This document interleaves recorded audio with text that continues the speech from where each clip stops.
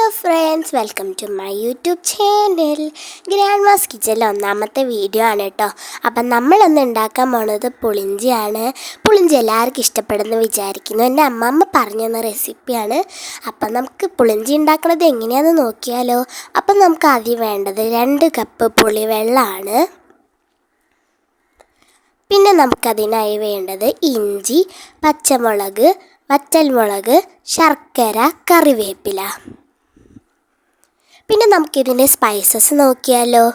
ഉലുവ, കടുക്, മല്ലിപ്പൊടി, മുളക് പൊടി, മഞ്ഞൾപ്പൊടി, ഉപ്പ് ആവശ്യത്തിന്. അപ്പം നമുക്ക് ആദ്യം ഒരു പാൻ ചൂടായതിന് ശേഷം അതിലേക്ക് എണ്ണ ഒഴിക്കാം. നമുക്കതിലേക്ക് കടുക് ഇടാം. കടുകും ഉലുവയും ഇടാം. എന്നിട്ട് നന്നായി ഇളക്കാം. നമുക്ക് ഇഞ്ചിയും മുളകും ഇടാം.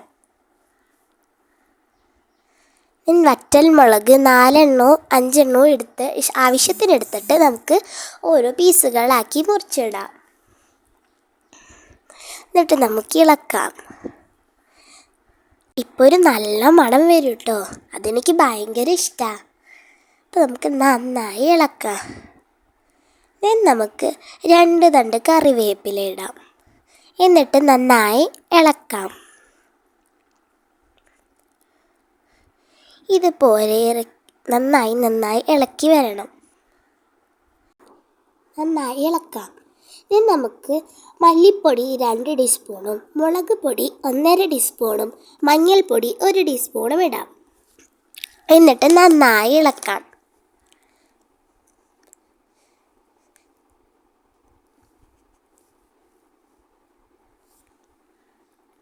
ഇനി ഇതിലേക്ക് നമ്മൾ എടുത്തു വെച്ച പുളിവെള്ളം ഇടാം. നന്നായി ഇളക്കാം. അതിൽ ബാക്കി വന്നതാണ് കേട്ടോ. എനിക്ക് മധുരം ഇഷ്ടമുള്ളതുകൊണ്ട് തന്നെ ഞാൻ 6 ശർക്കരയാണ് ഇട്ടേക്കണത്. നിങ്ങൾക്ക് 5 3 നിങ്ങളുടെ മധുരത്തിനനുസരിച്ച് ഇടാം കേട്ടോ. എനിക്ക് നല്ല മധുരവും പുളിയും ഒക്കെ വരുന്ന ഒരു ടേസ്റ്റാണ് ഇഷ്ടം. നന്നായി കുറുകി വരണ വരെ ഇത് നന്നായി നമ്മളൊന്ന് ഇളക്കി കൊടുക്കണം കേട്ടോ. പിന്നെ നന്നായി തിളയ്ക്കണം. പിന്നെ നല്ലോണം കുറുകി വരാൻ കൂടി ശ്രദ്ധിക്കണം. പിന്നെ താഴെ അടി പിടിക്കാൻ പാടില്ല.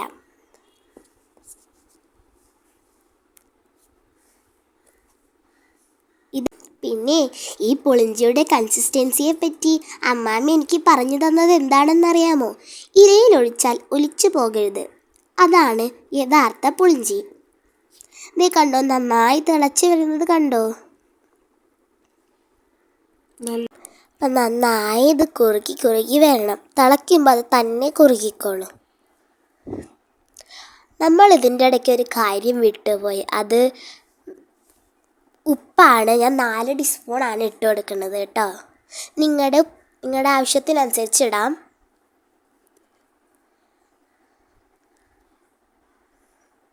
ഇനി നമുക്ക് നന്നായി ഒരു തിക്ക് കൺസിസ്റ്റൻസി വരണ വരെ നന്നായി ഒന്ന് തിളയ്ക്കണ വരെ ഒന്ന് വെയിറ്റ് ചെയ്യാം. നോക്കൂ, കണ്ടോ തള വരുന്നത്. കണ്ടു, ഇതാണ് പുളിഞ്ചിയുടെ യാഥാർത്ഥ്യ കൺസിസ്റ്റൻസി. ഇനി നമുക്ക് സ്റ്റൗ ഓഫ് ചെയ്യാം. നോക്കൂ, കണ്ടോ, നമ്മുടെ സ്വാദിഷ്ടമായ പുളിഞ്ചി റെഡി. നമുക്കിനി സെർവ് ചെയ്താലോ. അപ്പോൾ ഫൈനൽ ലുക്ക് ഇഷ്ടപ്പെട്ടാൽ ലൈക്ക്, സബ്സ്ക്രൈബും സപ്പോർട്ടും ചെയ്യണേ. അപ്പോൾ ഇതാണ് നമ്മുടെ പുളിഞ്ചി. Thank you for watching my videos. By.